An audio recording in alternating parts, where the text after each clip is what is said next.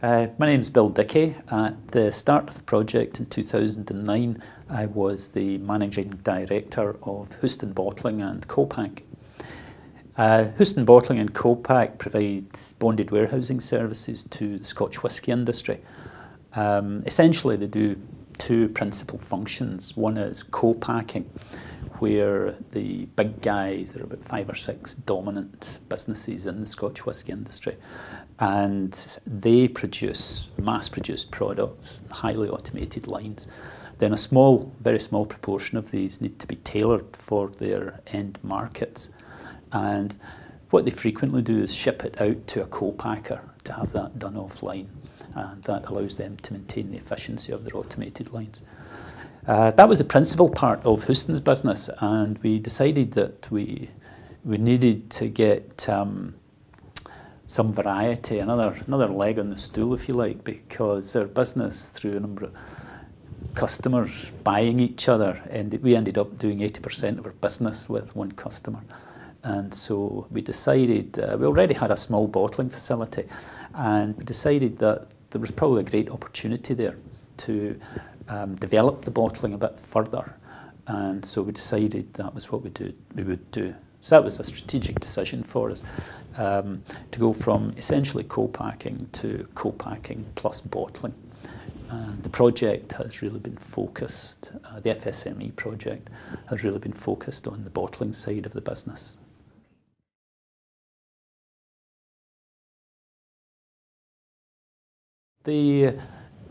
When I joined Houston's, I recognised that we had, I was the only person with a university qualification. It was all people who had grown up with the business and had quite limited experience of looking at business overall. And I saw Strathclyde University advertising a KTP programme, and through that I was introduced to UMIT, and we put a KTP graduate into the business, and that led to a second KTP graduate, and that in turn led to UMIT inviting us to join a collaboration project. While the collaboration project was going on, we had taken the decision to try to develop the bottling further, and we did a very successful collaboration with someone who went from being a potential customer for the bottling to being our principal customer and user of our bottling services.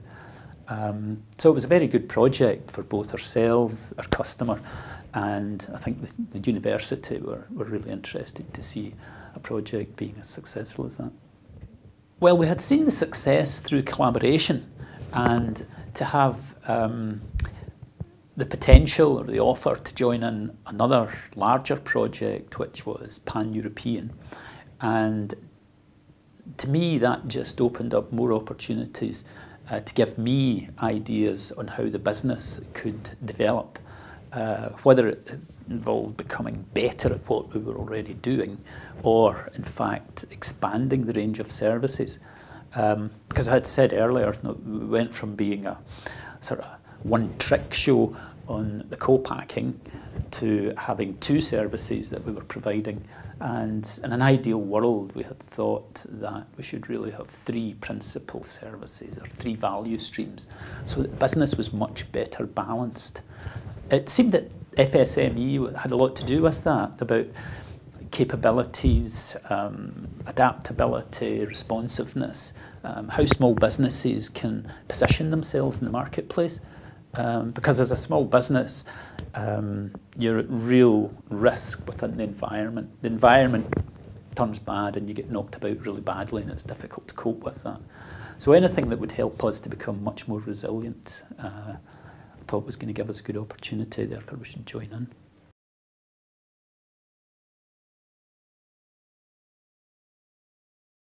That's quite a difficult programme, quite a difficult question, because we hadn't really undertaken any other transformation processes, especially not external. The industry and Houston's is relatively insular. Houston's is very insular. Within the industry you're okay, you speak to other people, but very wary about going for external advice. Consultants tend to come far too expensive. So much of what you do in a small business like that, I believe, is about self-improvement. The relationship developed as the diagnostic tool took shape, and we identified the business strategy as a weakness. Now, that was a bit odd because we had thought we were quite good at strategy, and many of the threads of the strategy were there, but they had never quite been pulled together in the same way that FSME helped us to develop. And it was in particular the strategy wall, where instead of me writing a document full of facts and figures and tables and numbers, we managed to put that onto a single whiteboard. And it meant that the information that the management team discussed and argued about and came to agreement on could actually all be put on a whiteboard, which was a bit of a surprise to us. And once it was on the whiteboard, it was there for everyone to see. And the number of actions, activities, sub-plans, if you like, that could be developed from that. So that was the particular area.